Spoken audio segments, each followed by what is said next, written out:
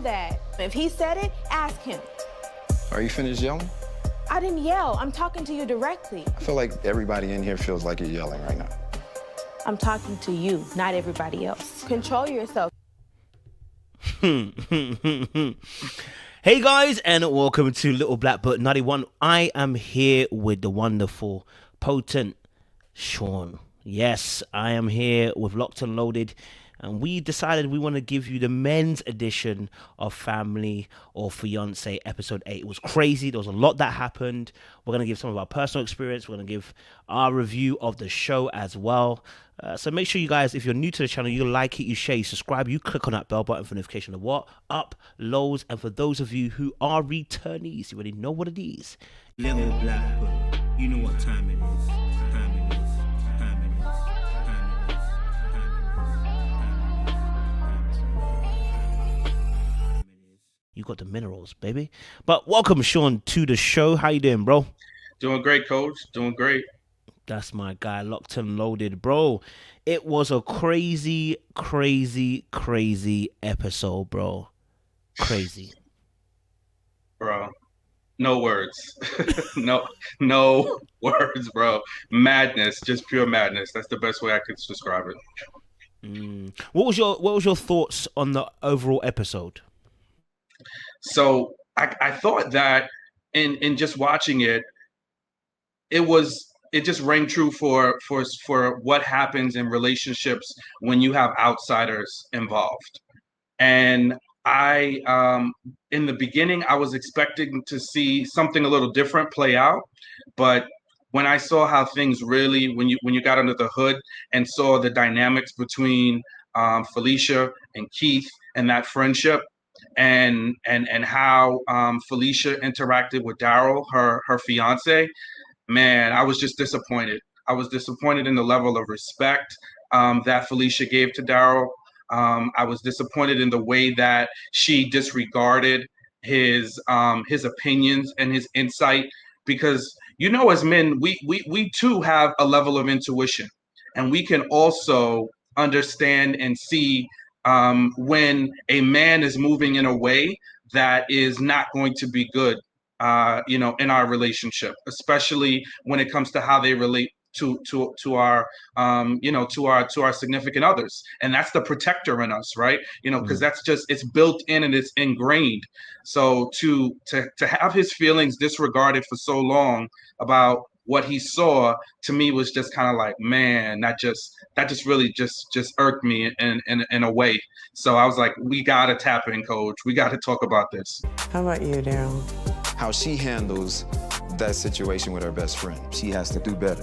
Okay. The families are on the way, and when they get here, you're gonna have the family meeting. Yeah, I mean, to be honest, I hear you on that as well, because I think one of the major themes of this particular episode is the best friend being involved, being too close. And one of the things about us as men is that we govern territories, right? A part of the masculine energy is to govern your territory and make sure those who are within the confinements of the masculine energy are safe, which is often the feminine energy, right? So you as a man, you govern your relationship. Doesn't mean you throw arms per se, or you're the strongest man in the world. What it means is the way you run your ship, the way you run your relationship, and the way you protect the house, which is you two, from outsiders being involved.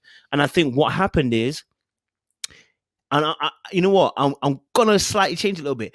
I didn't like anything that she did, but I'm gonna make this deduction. He didn't carry enough masculine energy in this particular part, right? The way she was coming at him, right?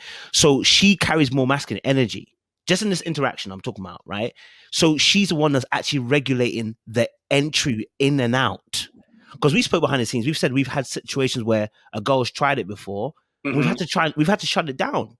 Yeah. It's, you know what I mean? And it's not pretty, and it doesn't always end well, but we've had to shut it down because we realized, no, if you gatekeep, and you're the one that's holding the gate open and closed, you're allowing people from the outside to come in. That don't make no sense. And that's what we're getting in this situation, where he doesn't control who comes in and comes out. So that's why Keith, the best friend, has been on the outskirts for so long, being able to talk trash, and nothing's getting done about it.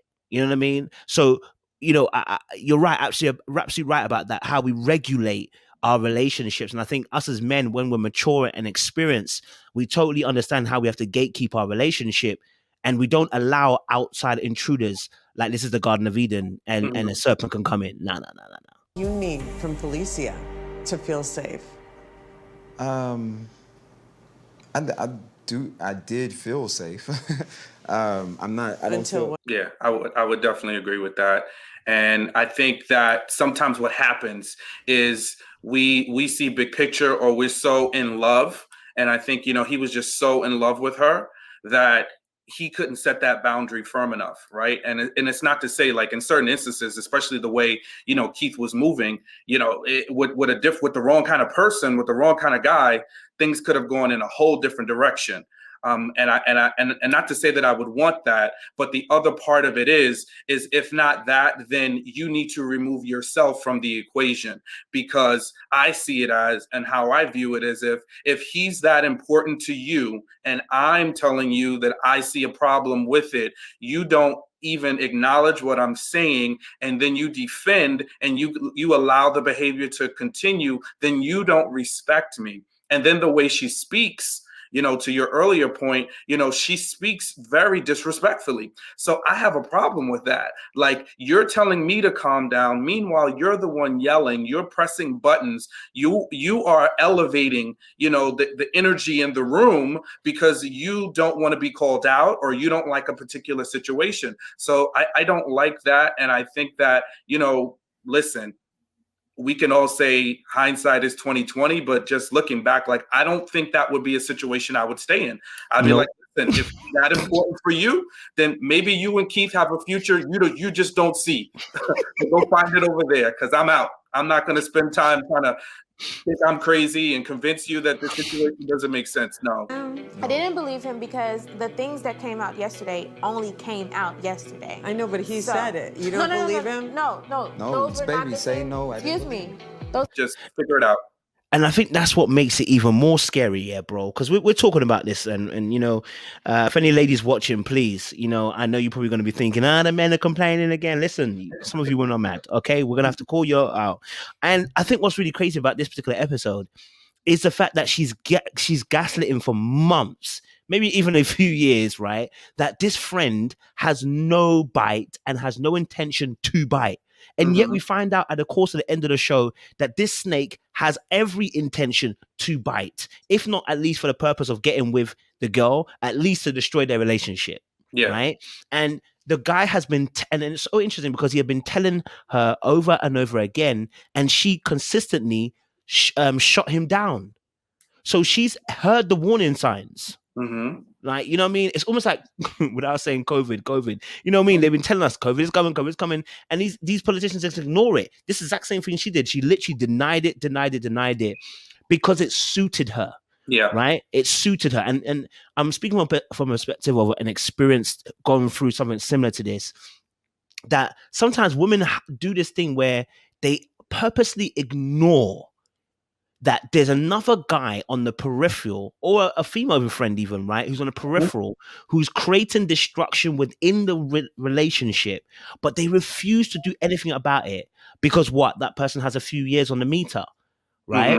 And because they don't want to lose that emotional crutch, right, and not realize that actually that potential relationship is probably toxic anyway, it's not good for you, and it's actually stopping you probably from elevating. They keep that person there, and then they use that person against you, and then you get labeled as controlling, bro, when you call it out. Yep. It's madness. For, you to kind of control who she can be friends with. Thank you. Keith, what are your concerns? Yeah, it's like a case study on reverse psychology, gaslighting. We hear this so often, right? When men are described, and they'll tell us we're gaslighting a woman, and in some instances perhaps it's true, right? But in this instance, this was gaslighting all the way. You're going to say there's nothing to be concerned about, that you're the one that's overreacting. Meanwhile, all these other things are playing out behind the scenes. And it's like she sees it, but then she pretends like she doesn't see it.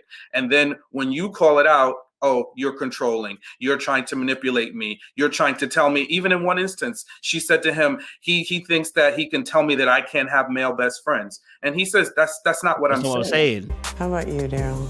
How she handles that situation with her best friend. She has to do better. Okay. The families are on the way, and when they get here, you're gonna have the family meeting. That's not what I'm saying. I never said that. I said this relationship is an issue, and I want to figure out what what your role is this, and how are you going to manage the relationship, right? And then the other part was, I think it was at a certain point where they were having when they were the families were all together in the room, and she said to him, I guess Keith had made that off-color remark about that Daryl had inserted himself into something where he had no business. In times where you have called me for different favors, Daryl has inserted himself into situations that really didn't pertain to him, and it caused a big confusion. And then he did like any person really should. He went to her and he says, what is he talking about? Mm-hmm. He said, I don't know, ask him. Well, no, I'm asking you because that is your friend. He's the one. He is here because of you. Mm-hmm. How can you not tell me what he's talking about? Or why aren't you equally offended that he had the gall, and I'm going to use that word, mm-hmm. he had the gall to turn around and say that in this open space, like I don't exist. Like I'm doing something in my own relationship that has nothing to do with you. What? Like, I just think for him to be placed on that level, she had to put him there. That's the point, bro. Action. Babe, I'm asking you Learn a how to question, control that. The question should not be to me. It should be to him. If he said it, ask him. Oh, that the only way this guy gets to talk like that is if you've been given a platform. Right. And that's the part we can't miss. She has enabled him throughout the course of whatever years. OK, almost giving him this false hope. You know what? And we are, you know what? I'm going to say there is a very few women on this populous planet who have dated more than one person that are this naive that they don't know that the snake that's their friend is really trying to bite. Right. I believe the truth here is that it's not that you didn't know he wants to bite. You thought you can control whether this person bites or not. Right. Yeah. You're still getting your benefits of him being a friend, an emotional clutch, an emotional counselor, whatever you need, your person that can come and do favors for you. And what you're speaking about, I actually quoted the thing. He said something about he said, obviously, you got to call me for favors. And when he gets involved, it affects everybody around us. And I was wait. You gotta, the way he positioned it as you gotta call me for favors is exactly what we're having a problem here. He's making himself important beyond what his importance is. Exactly. Do you know what I'm saying? And he's actually positioned himself as an enemy against Daryl, Phillisia's fiance, to set up that opposition. And I'm looking at it going, girl, can't you see the boy is trying to set up opposition against your man? Yep. That every comment is antagonizing your man.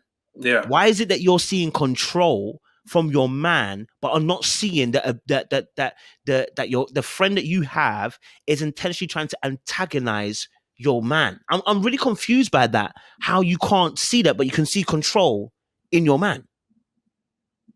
Do you know what I mean? Yeah, no, 100%. And I think it's because it benefits her. And you touched on that earlier. It's that benefit of this relationship that I value. And some, we hear the word codependency, right? And I think about that because there's something that she's getting out of having that relationship. No matter what her spouse, on the other hand, is telling her, Daryl is telling her, hey, listen, this is not good. I see things that he does. It's not good. There's something that's that for her is feeding her ego. It's feeding her pride and making her feel good that she wants to keep this person around. So she'll just build up a wall or build up a wall of ignorance, like she's going to pretend like it doesn't exist. And like you said, naivete, Daryl, and that's with him leading with his heart. He said that that's what he's concerned about. It's her naivete that she can't see it. And that's what love will do. You know, that age-old expression, love is blind. Sometimes it really is, because it sometimes we can't really see our significant other that we love so much for who they really are. And she exposed herself for who she really was. I hope she took, kind of watched herself and watched how some of these things played out, watched how she interacted, not only with Daryl, but with family members, and how she behaved. And I hope she sees that as a warning sign, like, oh, I know I have to do some work. Because there's definitely a lot of work to be done there if she allowed this to happen, because they didn't need to come on Family or Fiance and have Tracy to expose that. This is stuff that Daryl's been saying for a while. From Keith, hadn't he told you that? He told me that. He told me that. But you didn't believe him? I didn't believe him because the things that came out. Bro, you're absolutely right with that, man. Do you know what I mean? And like I said, I think one of the family members said it. They said, "Oh, Daryl's got jealousy problems." So now, because he's trying to make honest claims about the behavior of Keith, the best friend, he's been labeled as being jealous. It's crazy, because obviously she's also labeled him as saying, obviously, I don't think it's healthy that you're this jealous and da da da da da. And it's like, this guy is being labeled gaslit the whole entire time about what he actually can see. He can actually see that this is a problem and you're overstepping the boundaries, right? So it is interesting that obviously when they were for instance, when you had to go over and ask the questions of the family, right? And, you have the best friend sitting there with the mom and the sister. And this guy, Keith, okay, they talk about a situation that happens where it's, he was saying, obviously, you danced on my girl. Remember, he said about you grinding my girl. How did you feel? No type of way, because it never happened. Okay, so you didn't act like you were gonna grind on her, and she didn't say, hey, what are you doing? You did not do that.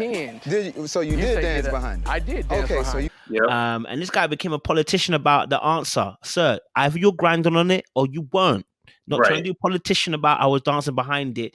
Were you grinding on it or not? That's the question we're asking, sir. Right? And he came a bit of a politician about it.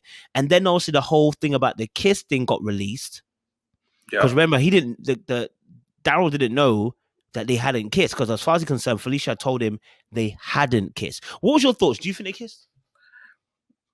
I think so, definitely. I think they kissed. It might not have been an intimate, passionate, full on. And because from what I see with his behavior, and that's Keith, is he'll take a little bit of truth and then he'll stretch it out and, repackage it. So I think something definitely happened, and you could see in his face, like, he was like, all right, especially when they all were talking about it at the table in front of Phillisia, he kind of pulled back. But she never denied that they had a kiss. How do I feel about he kissing me? And I said, well, I didn't know he kissed. This is news to me. We never kissed. Well, this is how he worded it. This was during college time, because 12 years this is my first time. Amy played? But the same game. See, I get cut off, but you don't check that. Because you're my man. He is not. From Keith, hadn't he told you that? He told me that. He told me that. But you didn't believe him? I didn't believe him because the things that came out. They both were playing these word games and, trying to dance around it. And Daryl also said the same thing. We always dance around things. And I'm paraphrasing, but, we can't ever just get to the meat of the matter. We're kind of dancing around and using words to avoid speaking on specifics. Yeah, I'm trying to remember if she did. So, she when it got brought up, she said, "You're right." She didn't outright necessarily deny it, but she kind of said something like, "What you're talking about is 12 years ago, whatever, blah blah blah," kind of thing, right? So it wasn't necessarily a denial. What that is a technique called poultering. So, bro, it's funny because I was researching this earlier on for one of my dark arts videos called Poultering, which is you release let's say someone asks you a question, did you kiss her? And you might say, for instance, there was a kiss that was shared, but I don't know what you're talking about. It wasn't with her. Right? Now that's the truth, but it hasn't answered the question. You've released another truth in order to answer the actual question. And actually, Keith does this. They ask him a very direct question in the very beginning of the show where they say the sister asks him, "Did you kiss her?" And he goes, "Oh, we had some deep conversations, and there was a kiss that was like kind of like obviously, but it didn't lead to anything, blah blah blah." Right? He doesn't answer the question directly. He tells a story around it and releases another piece of information to get there. And then the producers asked him a very direct question. He said, "Oh, so have you and Phillisia ever been romantic?" Now he doesn't say yes, we have been romantic. What he says is, "Oh, we've had some really deep conversations. Conversations that you wouldn't just share with anybody." So have you guys ever been romantically involved? We shared deep conversations. You don't share with just anyone. So. But did you kiss? Me. Sir, that's not what we asked. Right. So he actually does that. He releases the truth, but it doesn't release the truth according to the question. Right? It's a manipulation technique. I want to know, did you guys kiss? So we had one situation where we kissed, but it wasn't anything to the point that where it was going. Yeah. And that's why Daryl picks up on it and says later on, he's always insinuating something. But my issue, I think, and I'll pass it back to you in a second, is that when that conversation happens and he gets found out that the kiss doesn't happen, why the heck is Phillisia saying, not Daryl, he's saying, Keith, you're wrong for insinuating. He didn't insinuate. He said. Keith, you were wrong for insinuating that we kissed. That was wrong. Cornball. Dead ass. Unicorn. This is so childish between both of y'all. Bro, kissed you. Right. That's not an insinuation. That's a statement. Right? So even that lets me believe that, girl, you okay? How are you believing that it's an insinuation? He blatantly said he kissed you. Mm-hmm. And your sister heard it. But we're twisting, and like you said, that's the word salad stuff. We're twisting it now into insinuation rather than, no, he just said that. He's a liar. If it didn't happen. If it didn't happen. Yeah. Something happened. I don't know what, but something that we're not talking about. And I think that they've played this game, and that's why that's why it's so dangerous with these friendships, because you toe the line, and they've clearly, whether there was a kiss or no kiss, they have toed the line on what friendship looks like.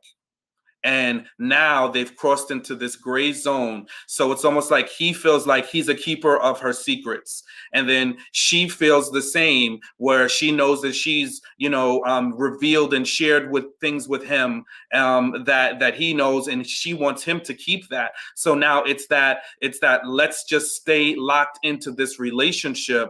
But what is it built on? It's built on not really a true friendship. And they have gone too far, whether physical or not. They've crossed the line, at the very least emotionally, and that's where it's a real danger to their relation, to Phillisia and Daryl's relationship.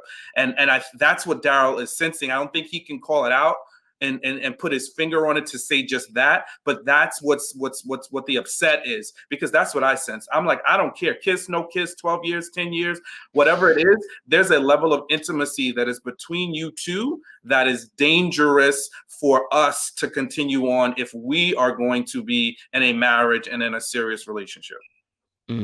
Yeah, I definitely agree on that. I think, again, I said the same thing, which is that the kiss necessarily isn't the issue. The issue around this is people are lying. People are denying it when they said it doesn't happen, and someone is saying it did happen. Can't get his story straight. We're defending this person now as well, because at that point when she said, obviously, about when he said about the kiss situation the first time round, she got onto him saying that her own partner needs to grow up and was petty. And I was like, how is he petty for coming at the guy who is consistently trying to drive a wedge between us, and you can't see it, but you want me to grow up? So childish between both of y'all. Grow the hell up. I expect more of you because you are my partner. So yes, I hold your feet to the fire. I don't have to go home with. Yeah. I want to stop being petty. And you touched on something, like she has scolded him so many times in front of and not just the way she talks, but she scolded him in front of Keith, which is another issue because now you have let Keith know that you have no problem defending him and that you will also embarrass your man to save this friendship. Yeah. So that's what elevates him and makes him feel like he's on this platform of importance. And that just gives him more fuel to keep doing the digs that he keeps pecking away at when it comes to Keith. You know, he just keeps pecking away, keeps going, keeps digging. And whether it's going to get him his end goal, because didn't they ask him, Coach? Didn't they ask him if there was an opportunity between you and Phillisia? Yep. Would you not take the opportunity? Mm-hmm. He didn't have a problem answering that directly, did he? He didn't have a problem. He answered that closed-in question answer. Yep. Yes. If Daryl was in the picture, would you say yes? Yes. So your feelings for her are still there? Come on. Granted, if the opportunity presented itself, right? That's that passive aggressive nice guy stuff that we talk about all the time, bro. That people like to hover in that friendship zone, but really are not your friend, waiting to slide right in. And like I said, you can always sense. I think us men, because we've been snakes, we can judge a good character. Do you know what I mean? So when your girl is out here with a certain guy who she calls a friend, you can already assess by the energy, the way he moves, that this is not someone who wants to be a friend, that wants to be more. And when you point it out, that's the problem that you face. It's when you point it out, what do you encounter back? Do you get this wall? Do you get this denial? Do you get this accusatory energy now about you spotting out certain things? Or does the person accept it? And what we got in this episode was accusatory behavior. As soon as he called it out, he was accused. Even when Keith was made out to be a liar, he was still accused. He was still not believed, right? She wanted to believe the friend over him all day, every day, sir. And I'm like, babe, how many evidences did you need to see before you understood the truth was coming from your partner? You know, and like you said, bro, that in itself is a signal that come and mash up my relationship. Yeah. Because you're giving him so much power. And just going back to that whole dance scene, that he and how he described it, and I had to watch it back like a couple of times, and from how it was explained, Keith was trying to say, well, I didn't do it, but I did the motion. So like when you pretend dancing but you don't touch the person, but you get close enough to where it mimics or emulates it. So I guess that's what he was saying took place. And funny enough, it wasn't Phillisia, from what, as Daryl was sharing the story, that brought it to Daryl to say, hey, listen, this is what happened. It was Daryl's friend that was hosting the party and saw everything play out and told him about it. And then Phillisia told him to back up, right? Which she was like, hey, listen, she knew the optics, but for her to not know, that alone was a problematic thing to take place. You found out that I knew about that. How did you feel? No type of way, because it never happened. Okay, so you didn't act like you were gonna grind on her, and she didn't say, hey, what are you doing? You did not do. Because why would he do that? Bro, and this is this is why I said I can't take the naivete. I can't accept it. I can't accept it, because if you that naive, why was it when he was coming to dance on you, you didn't think it was a problem? Why do you think it was a problem? Surely you don't think it's a problem. It's just him just whining on you, nothing big. He ain't trying to do nothing. He's your friend after all. He ain't trying to get into your panties or nothing, right? But you knew that did not look good. You knew what kind of signal that would send out. And let me just be very frank with you, right? Okay, cool. If I know you've got a man, okay, and I want to come and dance behind you, here's one or two things. Either I don't give a hoots about your man, and you've allowed me to know that I shouldn't give a hoots because you don't care yourself, okay? Number one. Or number two, I am breaking your boundaries and you're about to tell me to F right off, right? That I shouldn't do that again, right? That's what should be happening. But trust and believe, it's only because you've allowed me to break certain boundaries that I'm even trying that most times. And right? and in that space, right? To be that bold and emblazoned, to just carry on like that, and definitely there ain't no naivete in her. We talk to any woman that's in her age range, they all talk about having male friends that they don't necessarily have an interest in, that they know were interested in them at some time or another, but they like to have them around as the just in case, and it could be just in case for anything. right? It could be, I need you to do something. And we see that there's some type of, oh, he's doing something for her, whether it's giving her money, giving her things, dropping off food, whatever that is, he's involved in it. And while you have a relationship going, you're single, have at it. If that's your, you need that. But in a relationship, you have to respect your boundary, your partner's boundaries and your relationship boundaries. Because we all know it. If Daryl had a female friend that was playing those same games, Phillisia would have zero tolerance for that. Zero. Yeah, I agree that 100%, 100%. What about the scene where they spoke about the safety? He spoke about how he now doesn't feel too safe anymore because originally, he thought that she was handling the situation with her best friend, but now he's seen how she's handling it. He no longer feels safe. Did feel safe. I'm not. I don't until feel, when? Until she starts defending things that are obvious to me, because then I feel like she doesn't want to do the work. Okay, that's interesting. How did you feel about that particular scene? I thought that was I thought that was a really good word choice because at the end of the day, he is living with the fact that, hey, I've been saying this all along and you've been telling me no, you've been denying it. And now things have really come to light, and things that I didn't even know about, this alleged kiss, are coming to light.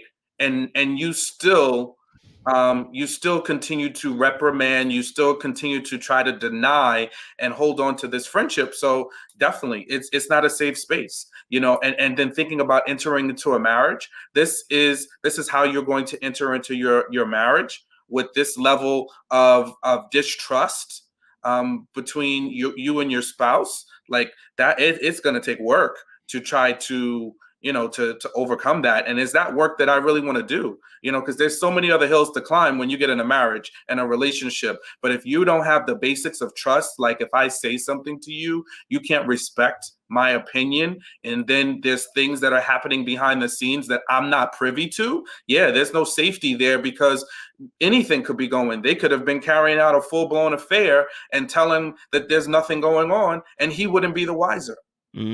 So yeah, no, there's no safety in that. Again, I call me a runner and a track star, but I'm out. Honestly, bro, I'm not gonna lie to you. I'd be out, bro. I'm not gonna lie to you. I remember a situation. where I was dating someone, yeah, and we must have been dating for like a few months, innit? And I just remember I must have called her, bruv. It is like 11:30, about 11 o'clock at night, right? I'm calling. I'm like, hey, how you doing today? She's like, yeah, I'm good. And I heard another voice in the background. I said, who's with this? She said, oh, my friend such and such. And I said, what's he doing there? Oh, the football game's on still, so he's just watching it at my house. I said, but why is he watching it at your house? Why is he not at his house watching the game? Oh, it's just because he was watching it here, went into overtime. I said, I don't care. Send him home. Send his ass home. Why is he at your house at this time of the night? I don't get it. Send him home. Right? And girl was like, wait, what? And it's like, I was like, why? If you called me at 11 o'clock at night and you hear a female's voice in the background, what are you going to think? I'm not even thinking that you're sleeping with the person. Please, I'm not even thinking that. My brain's not thinking that. What I'm thinking is boundaries are being broken, and it'll be me you'll take for a dickhead later on. Because this is not, these are simple boundaries that people, if you don't lock things down early, you cause yourself so much distress. Look, and by the way, I'm not saying every person in your household that comes into your house at 11 o'clock is trying to do something. I'm not saying that. What I'm saying is about boundaries and how you protect yourself and the relationship. Here's one thing I learned from one of my uncles was that integrity, right? And sometimes integrity starts at the fact that they avoid the mere appearance of evil, right? So if I've got a girl in my yard and she's not, let's say it's not my best friend. I have a female best friend, but it's not my best friend. Even that, she's now at my house at 11 o'clock at night. You call me and you hear her cackling in the back, right? The appearance of evil may make you feel some type of way. So why would I want to put myself in that situation? That now I have to deny something. Like that's not what happened. I don't want to have to do that, bro. And I feel like women sometimes do that all the time. They put themselves in situations where the appearance of evil is very prominent, but then they want to go, oh, I didn't know. Are you kidding me? don't mug it off, mate. Don't do that. Don't do that. Don't do that. But it wasn't a safe space for him. This is what I would say. Dr. Tracy quickly broke down why it wasn't a safe space for what's her name? Phillisia. But didn't finish off breaking down the fact that it's not a safe space. In that moment, he experiences, what if I lost my partner? This is a place where he is vulnerable. And then what the partner needs to do. For the man, this happens quite a lot. Women think that we're not vulnerable. Why is that? I think it just plays it plays into the narrative of like, we don't emote the way that they emote. And so because we don't articulate our emotions necessarily in the same way that they do, they feel like, oh, we're not being emotional, or we may not necessarily cry at the same moment that they would cry, or we don't, express our feelings in the same way, or maybe we don't say it in the words or in the way that they want us to say it. So it's like, oh, you're closed off, or you're being guarded. No, I'm not. I'm just, I've said it the way that I feel it in that moment. And maybe you don't understand what I'm saying. So ask me to seek for clarity, but don't, just the assumption is, oh, men are not emotional, men are not vulnerable, because that happens so often. Oh, you guys don't feel pain because you just run around and inflict pain to other women. No, that's probably the way that we are dealing with the pain. It's in an unhealthy way. And I don't want to go off on a tangent on that, but I think that we do show our emotions. It's just not in the same way. And guess what? Society has also trained us that being vulnerable has consequences, right? And sometimes being vulnerable with women leads to consequences like this, right? Because Daryl has tried to be vulnerable and saying, hey, listen, this looks dangerous. This looks like a bad situation waiting to happen. I am not comfortable. And he hasn't flown off the rails and punched Keith in the face or done anything wild that we know of at this point. But he has said several times, I don't like it. I don't like his presence. And this is why. And she's ignored it. So, yeah, what else would you like for him to do?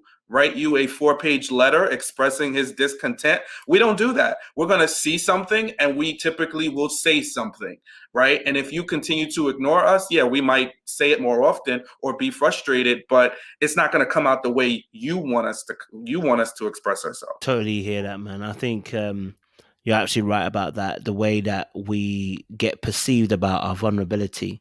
He came out quite clean, this gentleman here, and told her how he felt, and it got dismissed and it got put aside. And even after, I felt like it still wasn't really fully acknowledged as to what the situation is, because she was like, oh, I'm not going to ditch him as a friend. He's still a good guy. Where is good? Yeah. Where is good? Yeah. And the one thing that Tracy did that I liked, is she said he was like, when they were in their individual counseling session together, she said, oh, well, I don't feel like I should have to pick or choose. It's not fair to make me feel as though I have to choose. Okay, I think you might have to choose, though. That's what it is, family or fiance. I know. What do you want to accomplish? And she said, well, you do.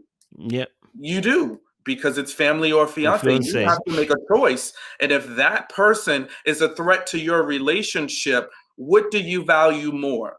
Do you value this 20 plus 18, however long that friendship is? And I've been there too, where I've been in a relationship where the person defended the relationship and used the time frame they were in relationship to justify why they should stay in it. Listen, the length of a friendship does not mean that it should continue if there's things that are in that relationship that are not good.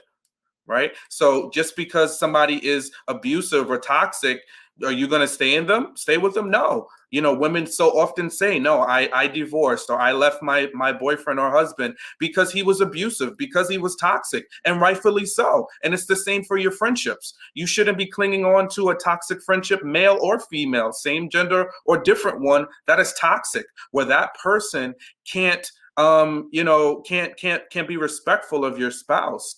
And one thing that you said when you spoke about integrity, that your uncle said, and that resonated with me, because I know, and I too have some female friends, and several of them are married, but I made sure that I was friends with their husband, that their husband had my phone number, that their husband felt comfortable that we could interact together. Yep.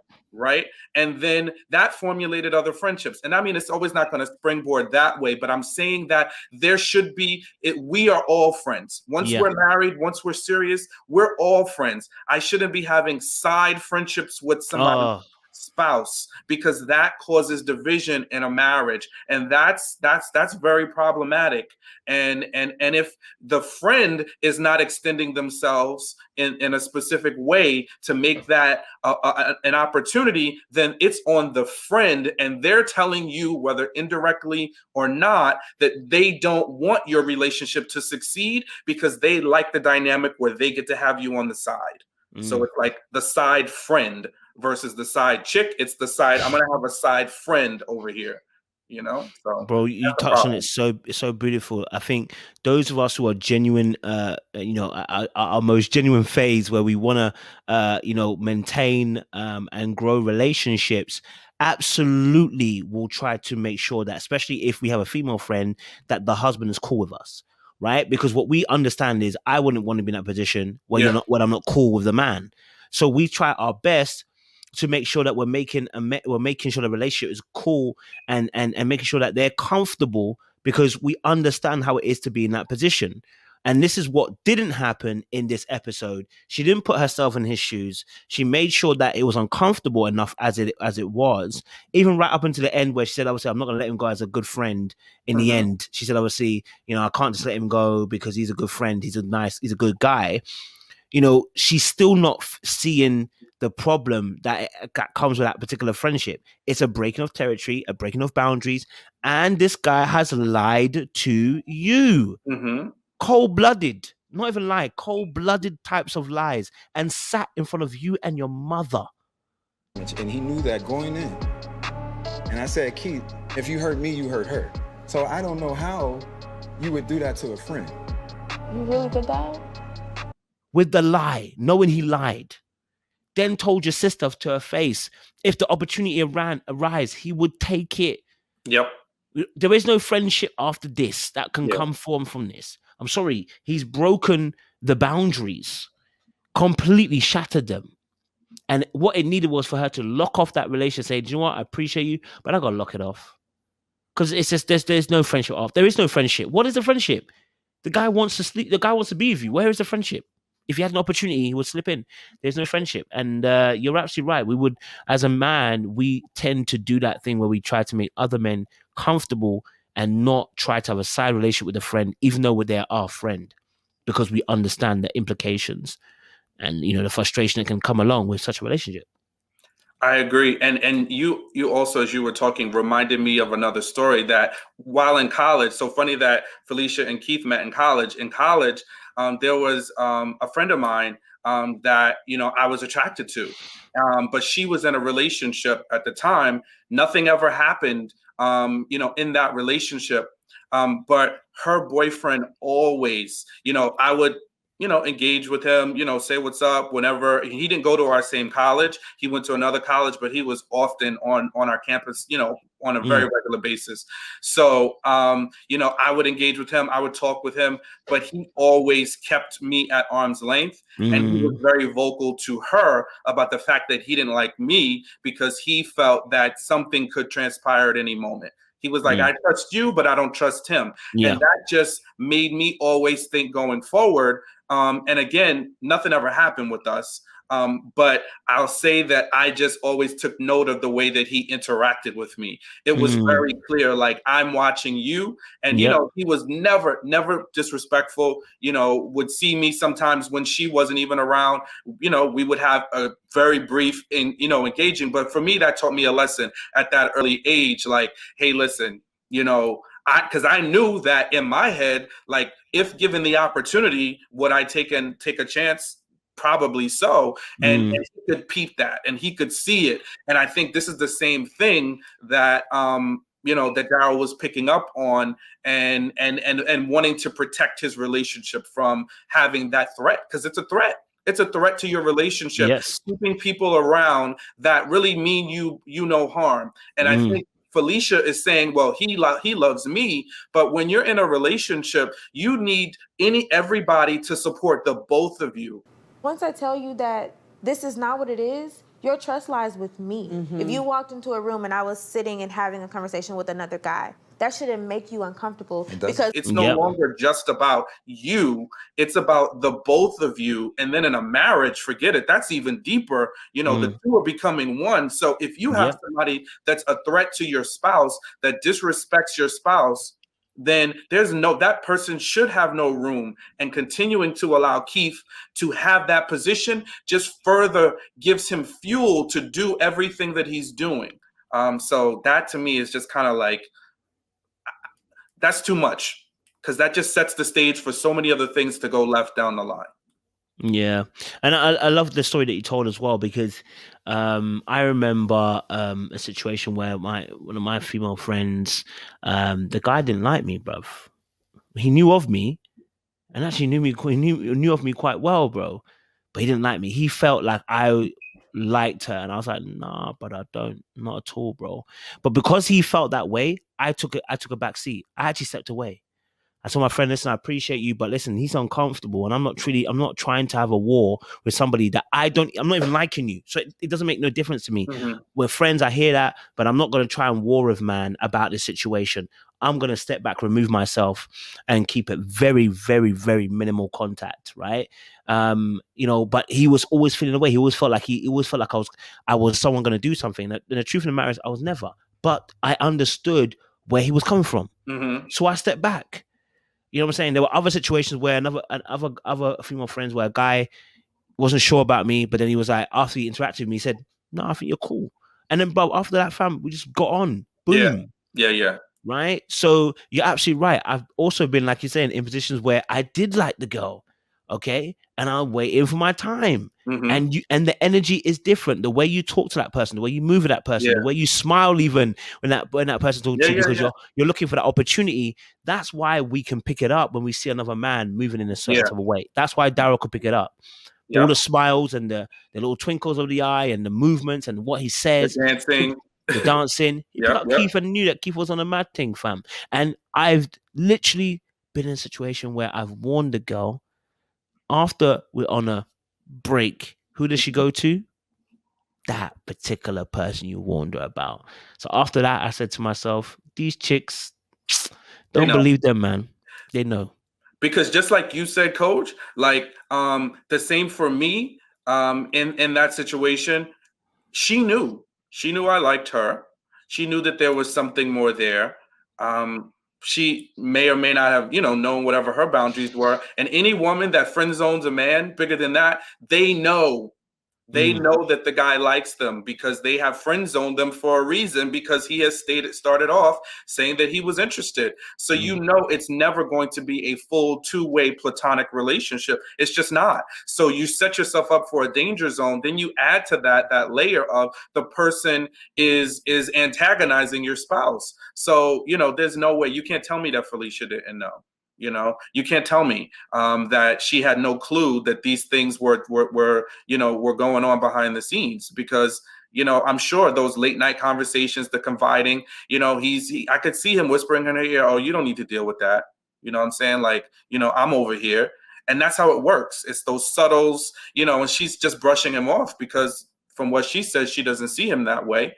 But it's sowing seeds of discord in your relationship. And remember, it's not about now. See, that's the thing. We're not talking about short term, right? When we're warning our partner to say it's not short term, we're thinking about not now. We're thinking about when the relationship plateaus. We're thinking about when the relationship reaches that little deadpan time where it just goes very flat at that point, right? That's where you're at your most dangerous. When everything is just so normal and okay, we're not really sure. How are we going to freshen up the relationship a little bit? How are we going to make the relationship renew itself again? When we're at that stage trying to figure that thing out, that's when eyes start to wander, minds start to flow in different directions, conversations start to be had that don't need to be had, and that's where that person who was on the peripheral Mhm. suddenly sees an opening, Yeah. because remember that door was never fully shut. Yeah. Do you know what I'm saying? 100%. Yeah, I think that's so true, because it's always about what the potential, and I think most of us, especially, and not to generalize and say women aren't, but as men, we are analytical in a certain way, and we follow a logical pattern of what is likely to happen. We also are collecting information from what we have done in our past experiences. So for many of us, we may or may not have been directly in a situation just like that. So we're saying, hey, listen, 1 + 1 + 1 + 1 + 1, and we're doing that math, and everything is looking like this is not a good situation. And that's what Daryl is trying to communicate to Phillisia or Phillisia. I hope I'm, not mispronouncing her name, but he's trying to communicate that to her, to say, hey, listen, this is what I'm seeing on the horizon. This is what I'm seeing now, which is definitely tricky, but on the horizon, I'm seeing a problem for even more issues to come down the pike. And then I think further about boundaries in a relationship, with how you even communicate. And that is an issue for me. How do you communicate your challenges and problems that you have? And I just have a very strong stance about that, because I Same. have experiences where that goes left. Where I have an argument, and then my spouse, she turns around, and now she turns around and she's telling her mother, her father, her sister, her brother, her best friend. And now we see each other a month later, and they're looking at me with the side eye, like, oh, what did Sean do today?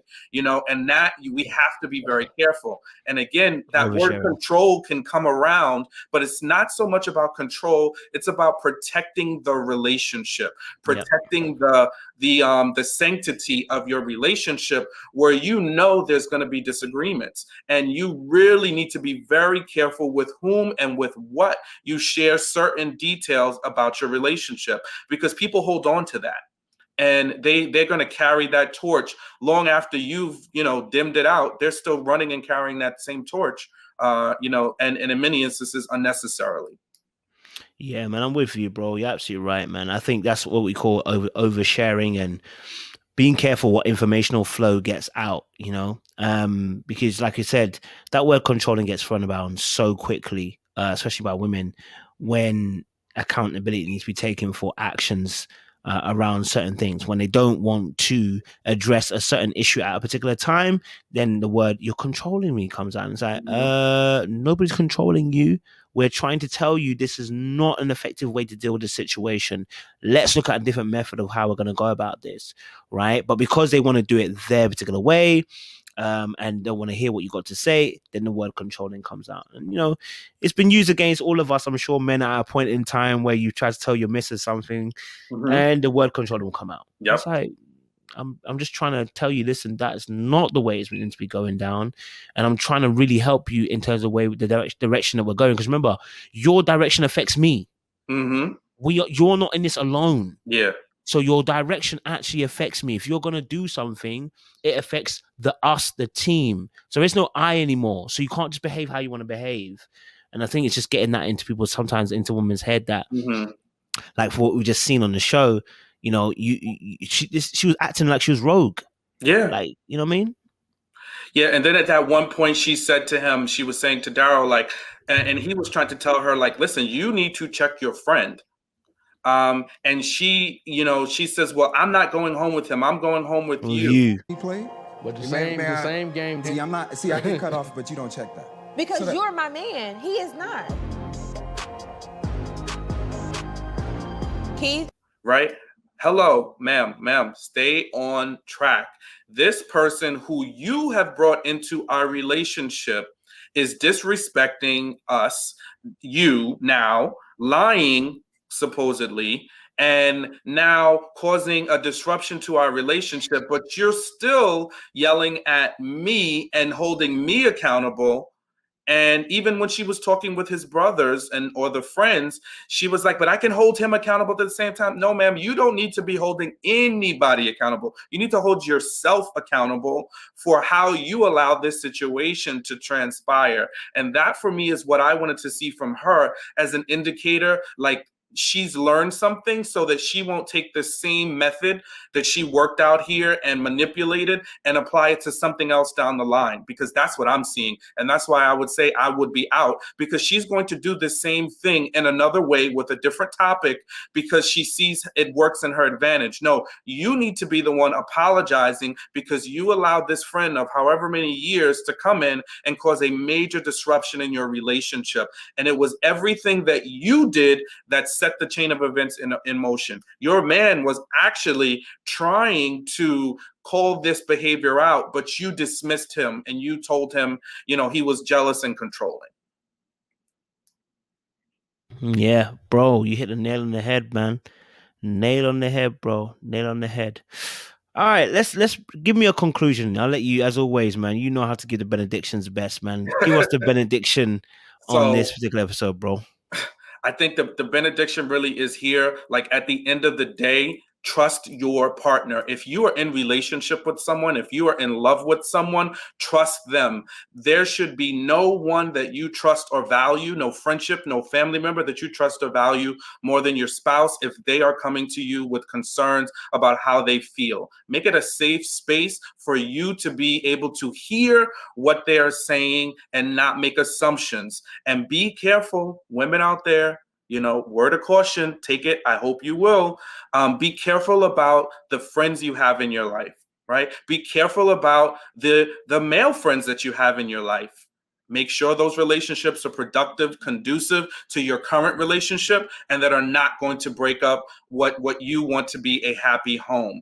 And always listen, I'm no saint, but put God first. Seek God out to give you the wisdom and discernment in decisions, especially tricky matters of the heart like this. Seek God out.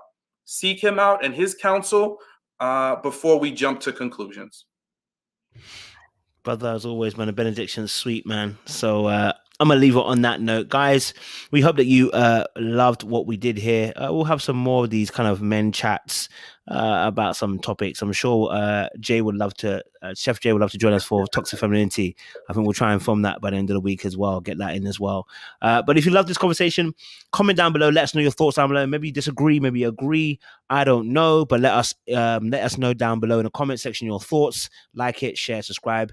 We'll appreciate you guys. Stay locked and stay loaded. We will see you again for another review very time soon. Appreciate you guys. Sean, I appreciate you, man, Captain.